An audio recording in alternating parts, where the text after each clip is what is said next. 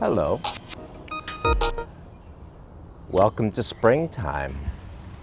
Yeah, it's middle of May, getting toward late May, and I'm in Manhattan in Inwood Hill Park, which is up at the top of the Manhattan Island.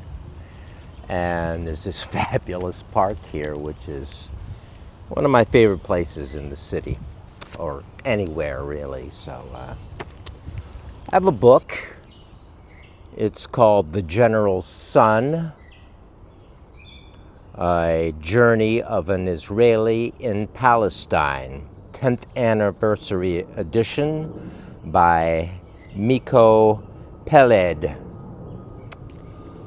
It's the first book I've read by Mr. Mike Peled, and there's a lot of illustrations. What we have here is a man who was born, I think he was born like 1960. He's like 10 years younger than me, so that puts him in early 60s born, and born in Israel, Jerusalem. He's the son of a general, as it says here. He's the son of a really big general, and a war hero in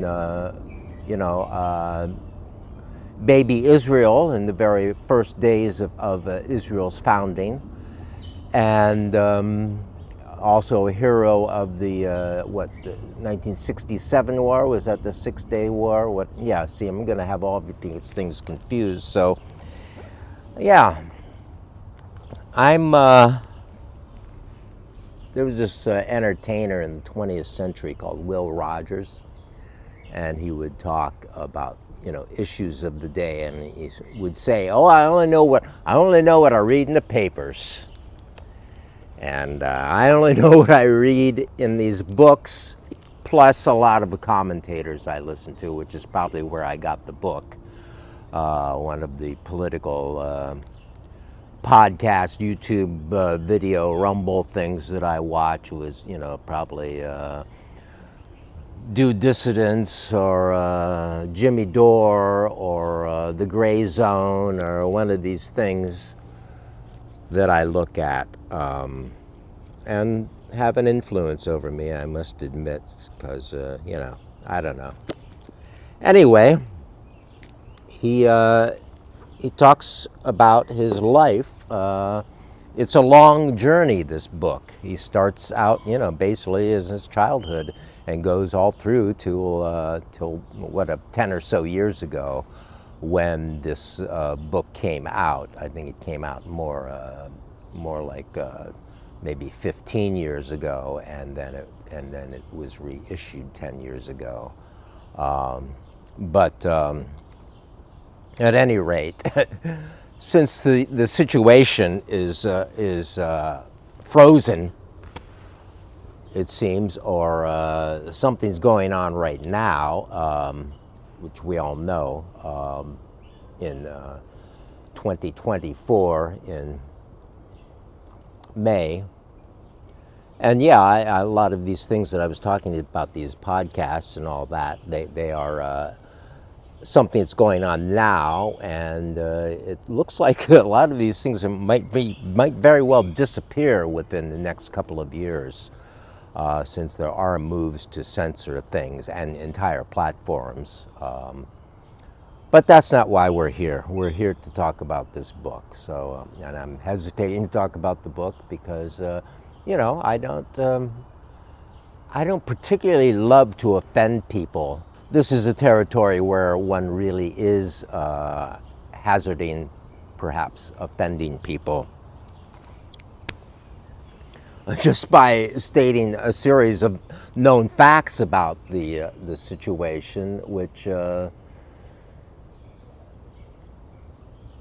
can be construed as racist babbling, actually, at this point. So, and if that's what I end up being after this presentation, I guess that's the way it will be. And I don't consider myself to be that way particularly, but I don't know. I don't know what I am, and maybe you can judge what I am and decide for yourself. Click on something else. So he is this hero's son, and he tells a lot about his father's trajectory, how his father, kind of after that 1967 thing and the occupation that went on when Israel occupied Gaza and the West Bank, the dad, Matti, M-A-T-T-I, Matti, his father, ended up resigning from the military, even though he was this general, and he could have continued on that route and, you know, ended up being like prime minister or something. I mean, this is the kind of a place where, you know, these founding military types are end up being, you know, in leadership for the next 20, 30 years. And that sets a whole state of siege mentality about the place. Whether that's reasonable or not, that's what ends up when you have the military in control of things. A military mind is a certain type of mind. It's a little different from the diplomatic mind, which is why a lot of us are going like, Anthony Blinken, are you Secretary of War or Secretary of State? You know, so we go through his childhood with his father. His father resigns from the military and becomes the scholar of Arabic language. He learns to read Arabic and reads all these Arabic novels and is a professor of Arabic and studies Arabic literature and is basically this scholarly literary guy. And so that's the father of this guy. The father remains a Zionist. He remains committed to the notion of Zionism, the idea, the ideal, the utopian ideal. And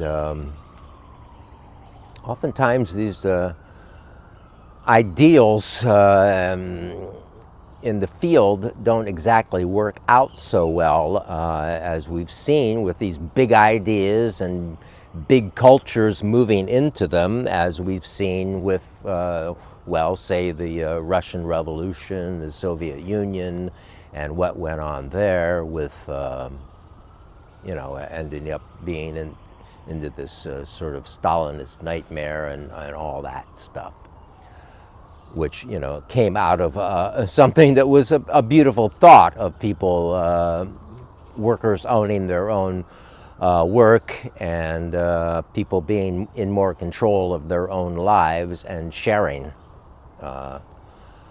But things get distorted when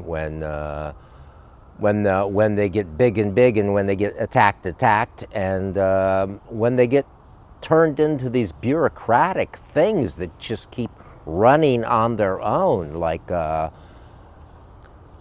didn't know that the United States didn't have a special relationship with Israel until 1967. And I guess that's when all this big funding came in, supporting their military machine and so forth from our defense military machine. And as I say, when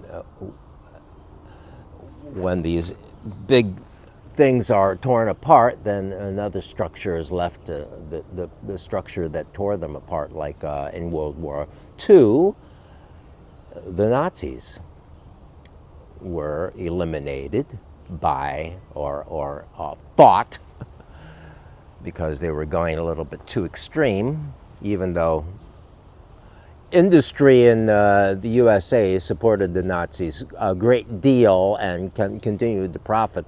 Henry Ford in particular continued to profit off of them, and a lot of them escaped or whatever. But Yeah, this is going to be a rambling video, I can see that.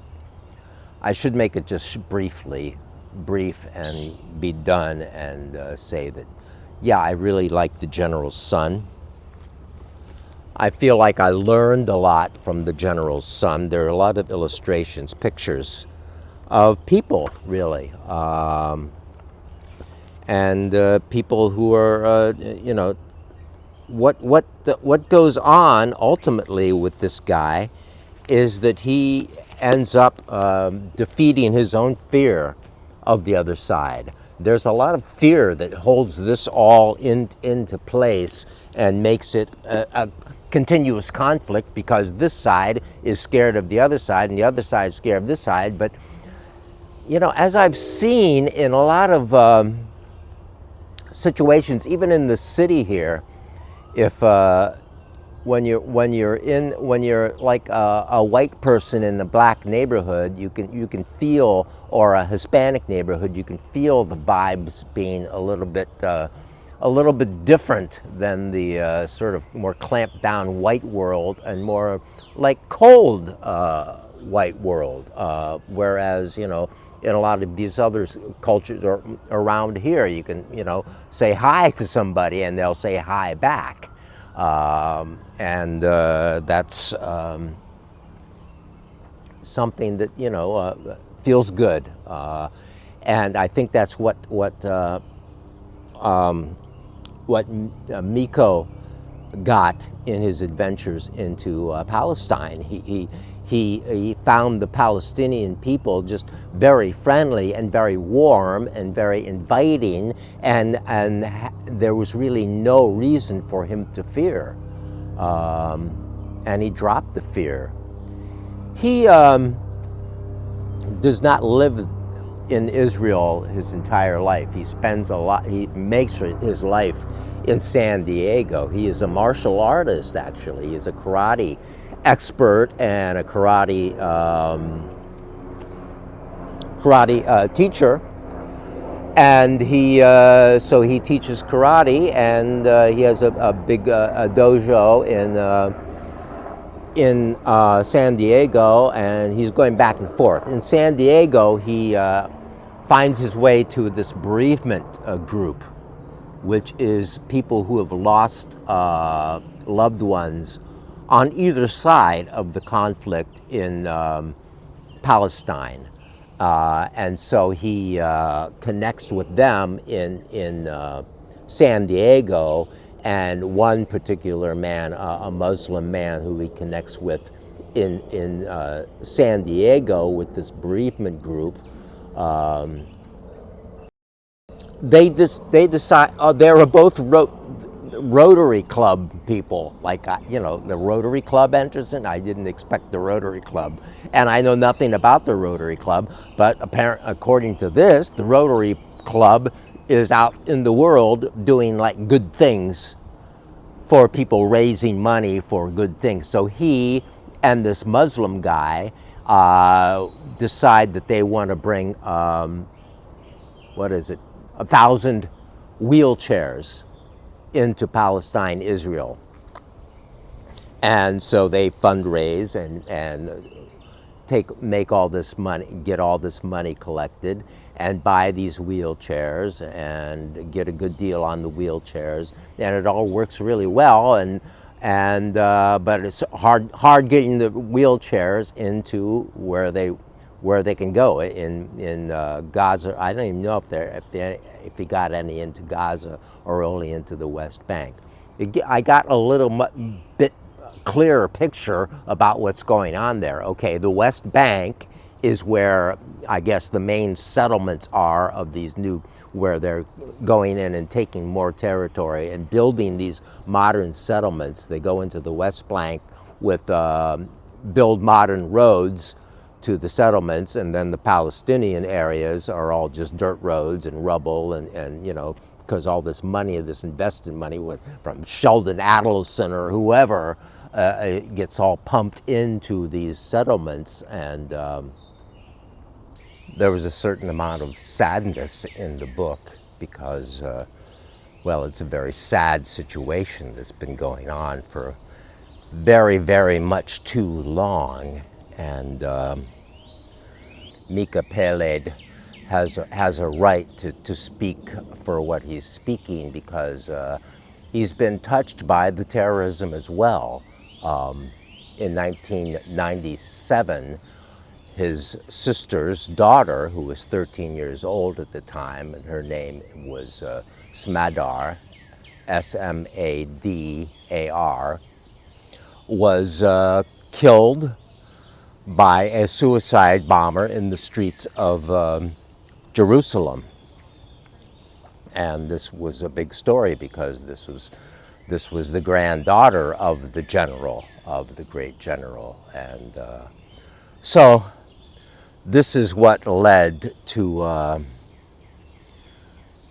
Mika being able to connect in San Diego right a little bit later with the bereavement group. There is a bereavement group, which is bereavement on both sides. Whoever has had a tragedy on this side or that side, they come together and talk about it.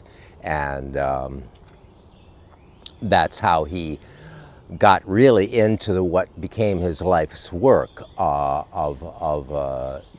trying to make peace, trying to find a way to connect here and to bring this miserable situation to a close. So that's how he connected with the bereavement group and connected with a particular Muslim man named Nadar, who became his great friend, and who they worked together in bringing wheelchairs to Palestine, which meant that they were going to have 500 wheelchairs that they were going to give to Israel, and 500 wheelchairs that they were going to give to Palestinians. So that's how the beginning of their project that worked with the Rotary Club International.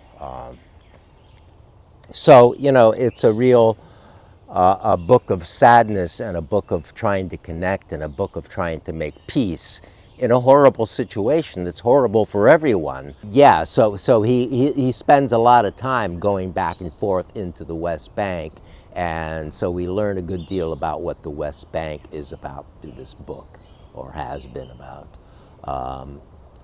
Gaza,